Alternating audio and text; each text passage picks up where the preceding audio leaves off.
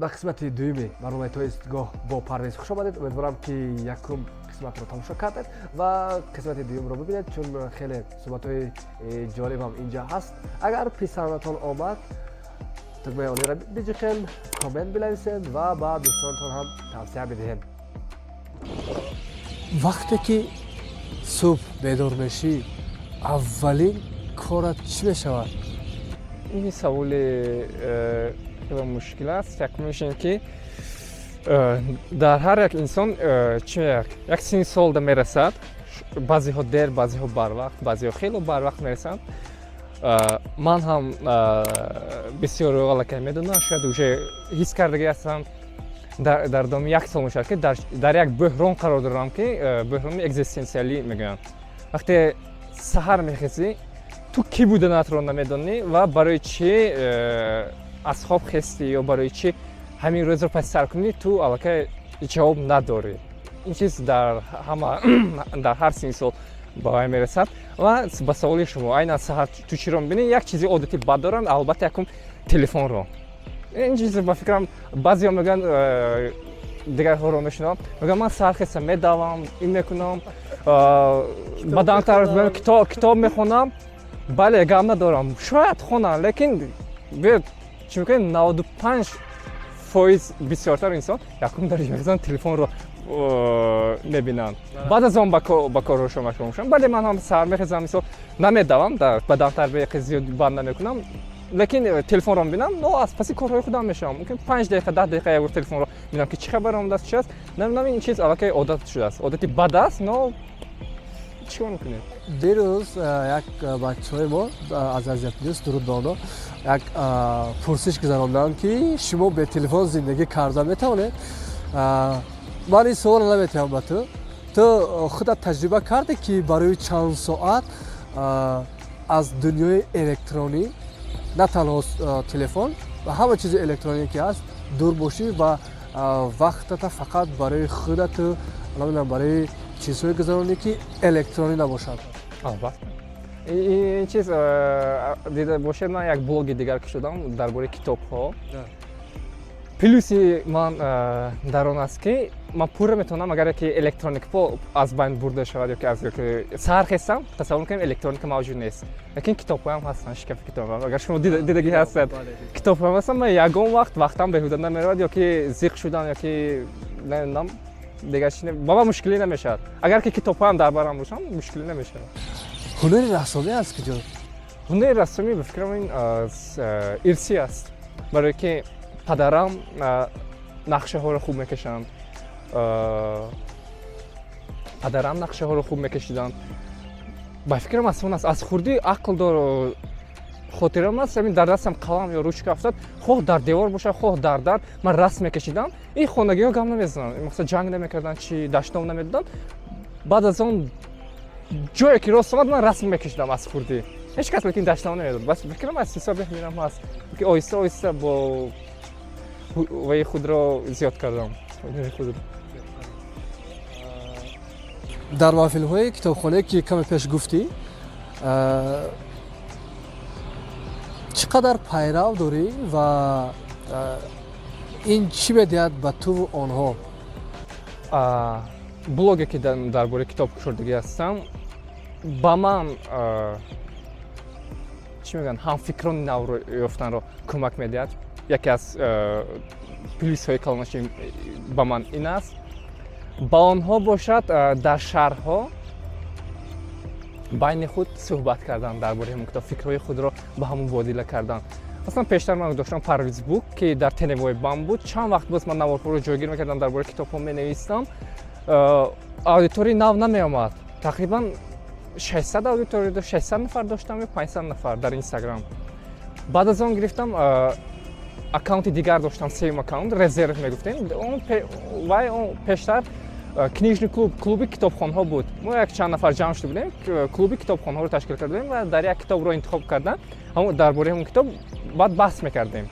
این کانال خودمون رو داشتیم. بعد گرفتم نوارهایم رو در همون کانال جایگیر کردن رو گذاشتم و البته یک هفته زیادتر شد یکی از نوارهایم با 3.5 میلیون тамошобин аллакай хест бардошт шуд 3 миллион диграш 200 000 100 000 аллакай наворҳам рафти садан баро ки ин аллакай аккаунти нав аст сеневбан нест инстаграм чи аст аудитория нав омад лекин бисёриш тоҷик нестам мутаассифона аз қазоқистон аз русия қирғиз ӯзбекистон лекин тоҷико дар онҷо кам ҳастанд барои он ки ин айби худам аст дар онҷо бо забони русӣ ман менависам бо забони русӣ наворҳо тайёр мекунам ин аст ҳисоби ин аст дар синни соли ману ту агар оиладор набошем ҳамагӣ мепурсанд ки чаро оиладор нестӣ ё барои чӣ оиладор намешавӣ яъне ба қавле инқадар туро аз ин ҳарфҳо сер мекунанд ки дигар иштиҳоят гум мешавад ба қавле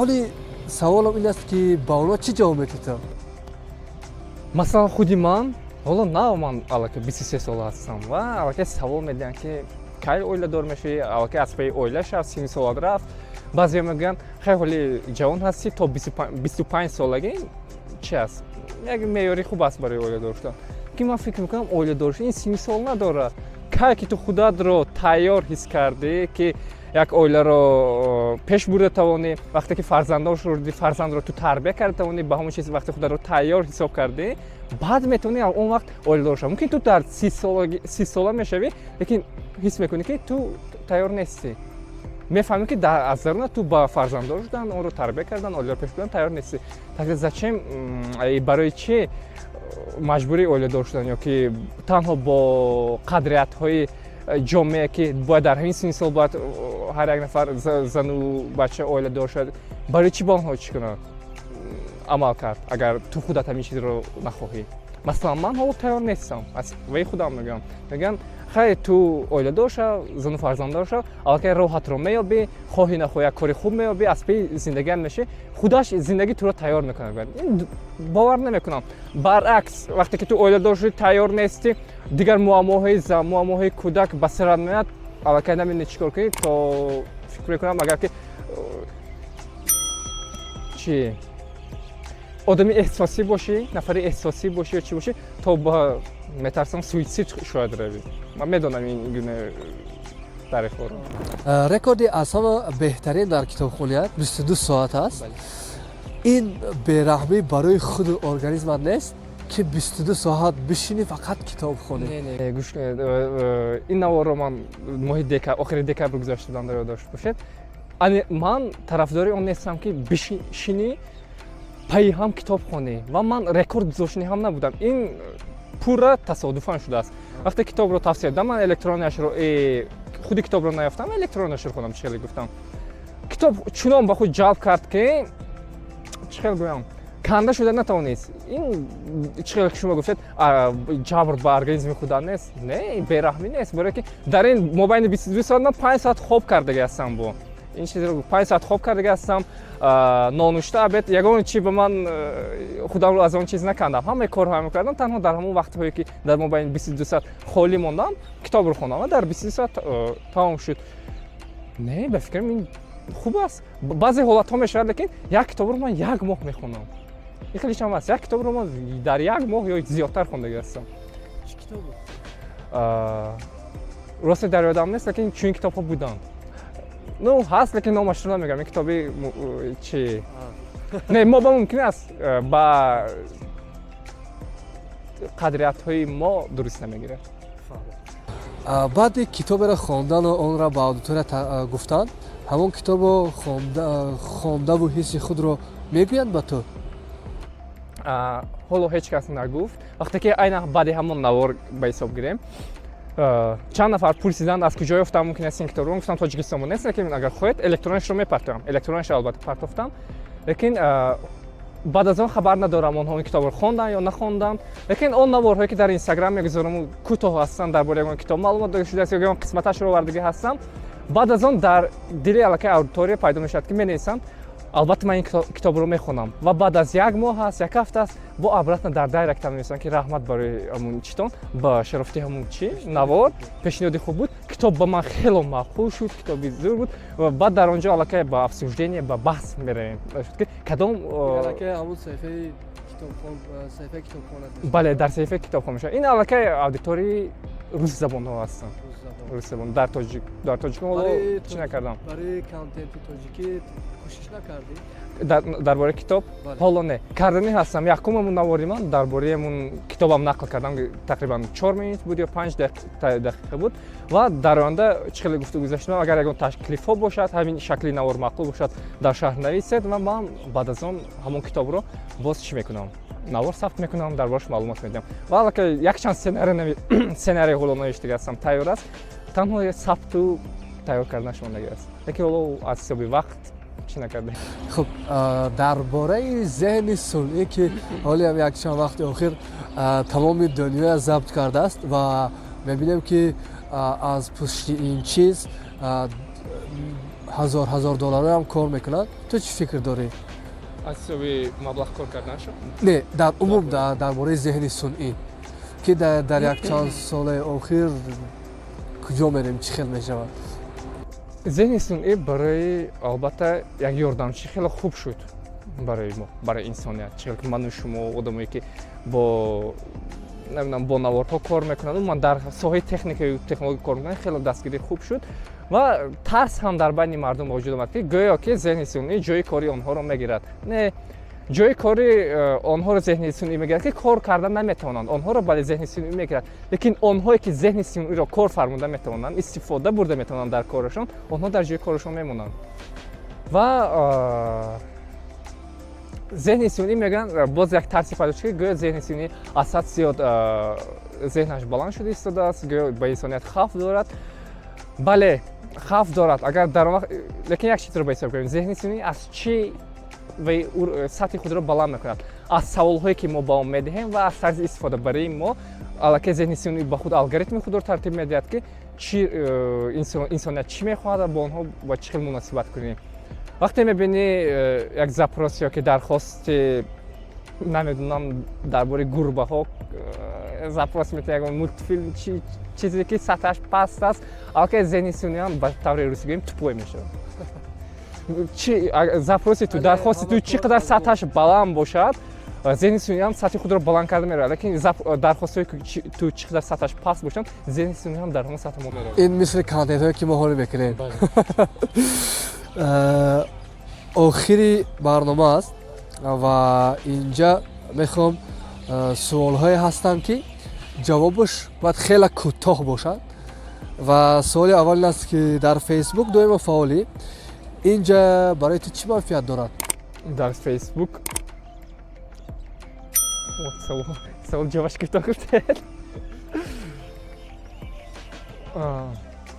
фейсбук ягона манфиати он дар вақте ки ман наворҳоро мегузарам, ин пайдо кардани ҳамфикрон ва дӯстони нав. Бале.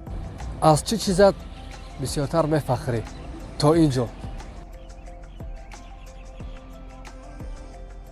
аз он ки аз орзуям даст накашидам. зиндагиро аз чӣ чиз пеш мебарӣ? зиндагӣ ҳоло худам чӣ гуфтам, донишҷӯ ҳастам, ба ғайр аз ин коркард истодам, лекин коре ки мекунам пура зиндагӣ моро таъмин карда наметавонад, лекин ба ҳар ҳол бо ёрдами падару модар. охирин филм, китоб ва намоиши театри дидаат? китоб «Вторая жизнь Уве» Фредерик Бекман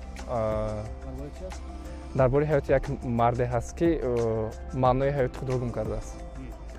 баъд аз он охир он филми дов дар театр, дар кинотеатр аниқтараш ва театре ки охирин мартиба дидам чи «Гарбун из Нотр-Дама».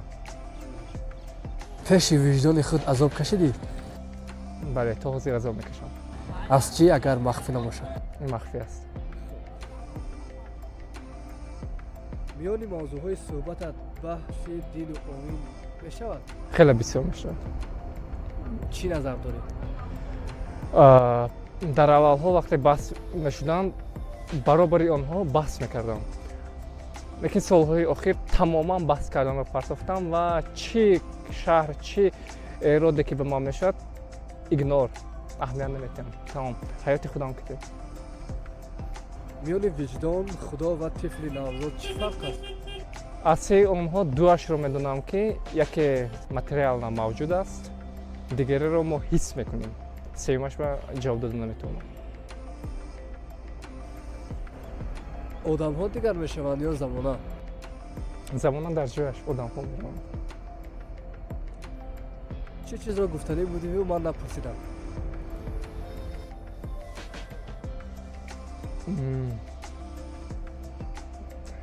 реально чизе гуфтанӣ будам вақте омадам як сарама чизи бисёр буд аз фикр кунам айдам бурмада бад бихи саволу ҷавоб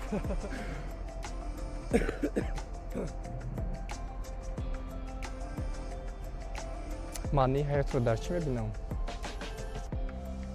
در چی می‌بینی؟ савол дешо معنی حیات در چی می‌بینی؟ маънии ҳаётро дар чӣ мебинам? маънии ҳаётро дар падару модарам тамом. Дигар фикр мекунам ман маънӣ надорам. На карьераи ман, на кори ман, бале хеле муҳаббатам калон аст, лекин дар ин бора хеле ба худ азоб мекашам, мушкилӣ дорам. Дар маънии кофтан чӣ кале гуфтам, як сол боз дар ман буҳрон мавҷуд аст ва маънии ҳаётро намебинам. Ягона маънии ҳаёти ман ба фикри ман ки то ҳол ман зинда ҳастам падару модарам. حرف آخر برای اونایی که ما طاقت کرده تا اینجا تماشا کرد. раҳмат барои тоқаттон, барое ки то ҳамин ҷо гуфтае ки дилшод тамошо кардед. як чӣ гуфтаниям, ҳама вақт дар ҷустуҷӯ бошед, дар савол додан бошед, ҳама вақт худро ҷустуҷӯ кунед. تشکر. Барори кор. تشکر که раҳмати калон.